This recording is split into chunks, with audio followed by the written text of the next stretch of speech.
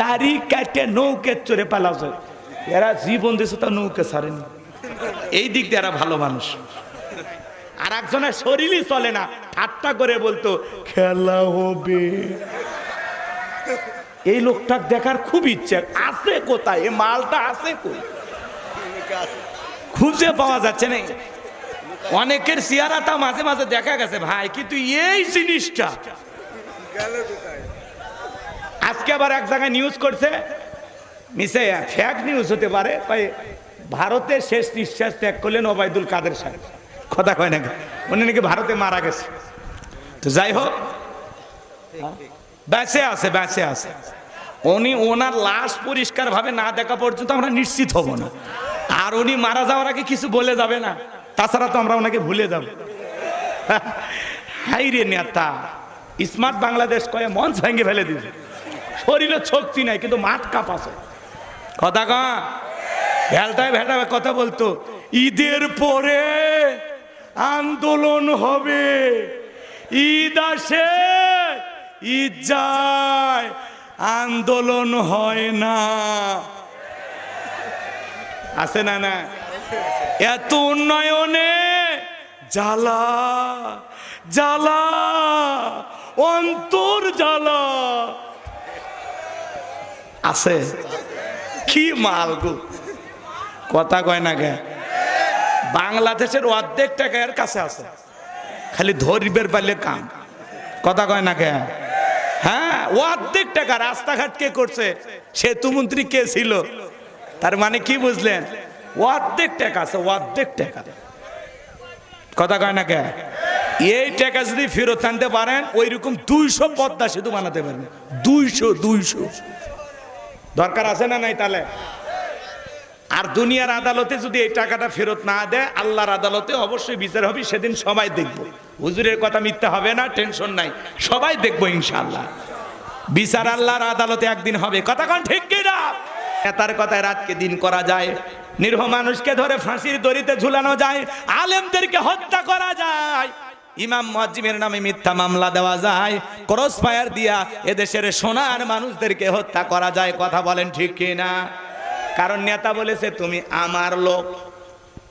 নেতার ছায়া যদি কারো মাথার উপরে থাকে আর কিছু লাগে, ও তখন মানুষ থাকে না, মানুষ খাওয়া পশু জানোয়ার হয়ে যায়। এটা কিন্তু বাংলাদেশের গল্প না, এটা ভারতের। এই দেশের নেতারা ভালো, সব আল্লাহর ওলি, তাহাজ্জুদ পড়ে। কথা কন না কে? এদেশের এদের বলা হবে না, সব আল্লাহর ওলি। শাহজালালের ছোট ভাই, আমার এলাকায় এক লোক রাস্তার মধ্যে ইট পাড়তেছে, কাঁচা রাস্তায় ইট পাড়তেছে। মানুষজন বলে বাবা এখনো তো নেতা হয় না, ইট পাড়তেছে, ব্যাপারটা কি?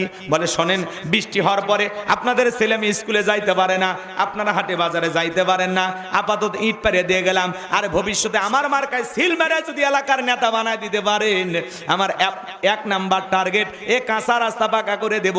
এই স্লোগান দিয়া জনগণ যখন নেতাকে বিশ্বাস করে, নেতার মার্কায় সিল মেরে নেতাকে নির্বাচিত করে, নেতা তখন এলাকায় থাকে না, ঢাকা শহরে বান্ধবী নিয়ে ঘুমায়। কথা কন ঠিক কিনা? নির্বাচনের মার্কা থাকে যে কয়দিন নেতার আনা গোনা সে কয়দিন। অলিতে গলিতে নেতাকে দেখা যায়। কথা কন। রাস্তার ভিক্ষুককে ধরে সালাম দেয়, টাকা পয়সা দান করে, আর একটা সেলফি তোলে, আর মহিলাকে ধরে অভিনয় করে বলে আপনার চেহারার মাঝে আমি আমার মাকে খুঁজে পাই। নেতা তো না, অভিনেতা। কথা কন আছে না? নাই, খালি মার্কা থাকে যে কয়দিন। ওলি গলি যেখানেই যাবেন নেতাকে দেখতে পাবে। বাপ রে বাপ। আর পাস করার পরে দাওয়াত দিয়ে স্যান্ডেল ক্ষয় যায়, নেতা আর আসে না, বলে জরুরি কাছে ব্যস্ত, ঢাকায় আছে। কথা কন। আর এখন আর আমাদেরও, আমরা কম খারাপ না, আমরা 1.5 টাকার বিড়ি আর 3 টাকার চা খাই। কি স্লোগান? বল্ডু ভাইয়ের চরিত্র ফুলের মতো পবিত্র, নামাজ পড়ে 1 ওয়াক্ত, গাঁজা খাই 5 ওয়াক্ত, ঘুমচুরিতে পাকা পোক্ত, শয়তানের 1 নাম্বার ভক্ত, হুজুরিদের জন্য খুবই শক্ত, চুষে খাই গরিবের রক্ত। পোস্টার লেখা আছে গরিবের বন্ধু, ভোট দিয়ে দেখেন গরিবের কয় নাম্বার শত্রু। একটা বয়স্ক ভাতার কাঠ নিবের গেলেও 2-1000 খায়।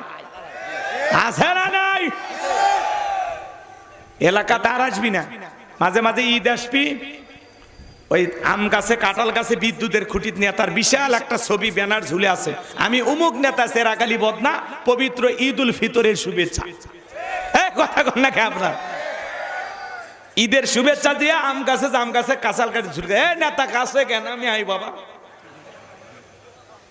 যে পরিমাণে ব্যানার ছাপায় ওই টাকা যদি গরিব দুঃখীকে দেয়, নেতার ভোট এমনি বেড়ে যাবে।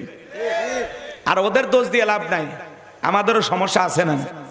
এক পাগল তেঁতুল গাছের নিচে হাত তুলে বলে, আল্লাহ এ তেঁতুল গাছের রাজশাহীর ফৌজ দিয়ে আম দে, রংপুরের হাড়ি ভাঙ্গা দে, নওগাঁ সাপাহারের আম রূপালি দে, চাপাই নবাবগঞ্জের কাটি মন দে। আল্লাহ তখন বলে, পাগলে চোখটা খুলে দেখ কোন গাছের নিচে দোয়া ধরেছিস।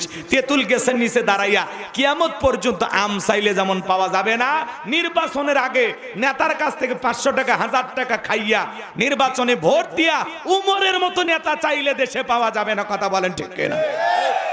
আপনি যখন বলেন হাত তুলে, আল্লাহ এ দেশের নেতাদেরকে উমরের মতো বানায় দাও, আল্লাহ তখন বলে, উমরের দেশে থাকার মতো জনগণ হতে পেরেছিস? আমার এক নানি ছিল, নির্বাচনের পরের দিন গেছি, কয় নানা দোয়া করিস প্রত্যেক বছর যেন একবার নির্বাচন হয়। কে? কয় এক রাতে 4200 টাকা কামায়। আমি তখন বললাম, নানি কেমনি পাইলি এত টাকা?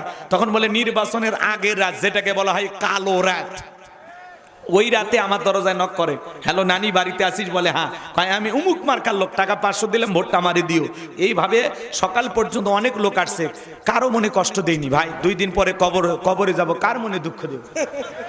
যে যা দেশে নিয়েছি সকালবেলা গইনে দেখি 4200।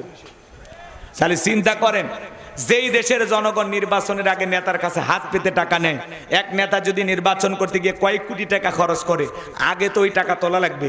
এজন্য রাস্তার বরাদ্দ হবে 10 কোটি, খরচ করবে 2 কোটি, বাকি 8 কোটি নিচের পকেট থেকে উপর পকেট ভরাইতে শেষ। খালি কোনো মতে আলকাতরে মেরে কালো করে ধবি, ছাগল পেশাব করলেও রাস্তা ভাঁচে যাবি। কথা কর ঠিক কিনা?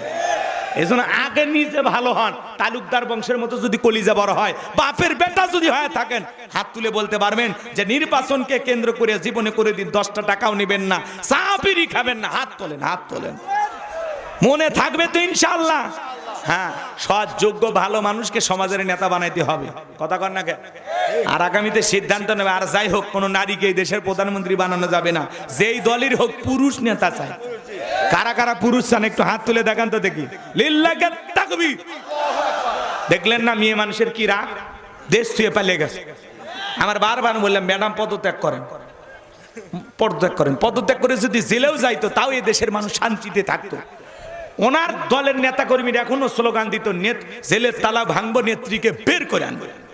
কিন্তু আপনি স্লোগান দিলেন না, মিছিলটা করবে দিলেন না, মনে দুঃখই থাকে গেল। কথা পালিয়ে গেছে। আবার মাঝে মাঝে এখনো কল রেকর্ড ফাঁস হয়। উনি তো আমাদেরকে ছাড়া থাকতে পারে না, মাঝে মাঝে কল দিয়ে খোঁজ খবর নেই। আমি দেশের কাছে আছি, চট করে ঢুকবো। ঢুকবেনই তো বের হলেন কেন? আর যাওয়ার আগে বলে গেছেন, আসার আগে কেন বলতে হবে? যেদিন মন চায় আপনি আসেন, কোনো শুক্র শনি নাই, যেদিন মন চায় আপনি আসেন। এই দেশ আপনার বাবার, এই দেশ আপনার স্বামীর, আপনি আসেন। মেয়ে মানুষ কতদিন বাইরে থাকবেন? এই তো রমজান এসেই গেছে, আসেন দেশে এসে ইফতার করেন।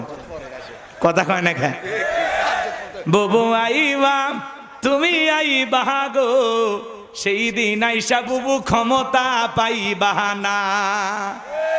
খোঁজ নাই বুবু কাদের কাকার, অবস্থা খারাপ দরবেশ বাবার, হাও নাঙ্কেল এখন সামনে আসে না। নেতা কর্মী সব জেলের ভিতর, আমি আসি টরের ওপর, কখন জানি আসে গ্রেফতারি পরোয়ানা। বুবু আহিবা তুমি আহিবা গো, সেই দিন আইসা বুবু চিয়ার পাইবা না। ক্ষমতার চেয়ার থেকে নামা সহজ, কিন্তু এই চেয়ারে ওঠা কঠিন। কথা কয় না কে? 16 বছর লাগছে চেয়ার ছাড়তে। কথা কন। আর শোনেন, মেয়ে মানুষের রাগ বেশি, জেদ বেশি। দেখেন না, স্বামীর সাথে ঝগড়া লাগে, হাড়ি ফাতিল ভেঙে ফেলে দেয়, স্বামী তুলে আছাড় মারে, রাগ করে সংসার থুয়ে বাপের বাড়ি চলে যায়, রাগ করে 20 কোটি জনগণ থুয়ে এতবার একটা দেশ থুয়ে ভাগিয়ে গেছে। তাহলে চিন্তা করেন জেদ কোন জায়গায়। বাংলাদেশের অধিকাংশ নারীদের যে ডিভোর্সের ঘটনা, এর পেছনে মূল কারণ হলো জেদ, রাগ। মেয়েরা কথায় কথায় স্বামীর সাথে তর্ক করে, কথা বলে না কেন? মেয়েদের সংসার ভেঙে যাওয়ার পিছনে মূল কারণ কি? জেদ। জেদ। প্রচুর পরিমাণে জেদি মহিলারা মুখে মুখে তর্ক করে, স্বামীকে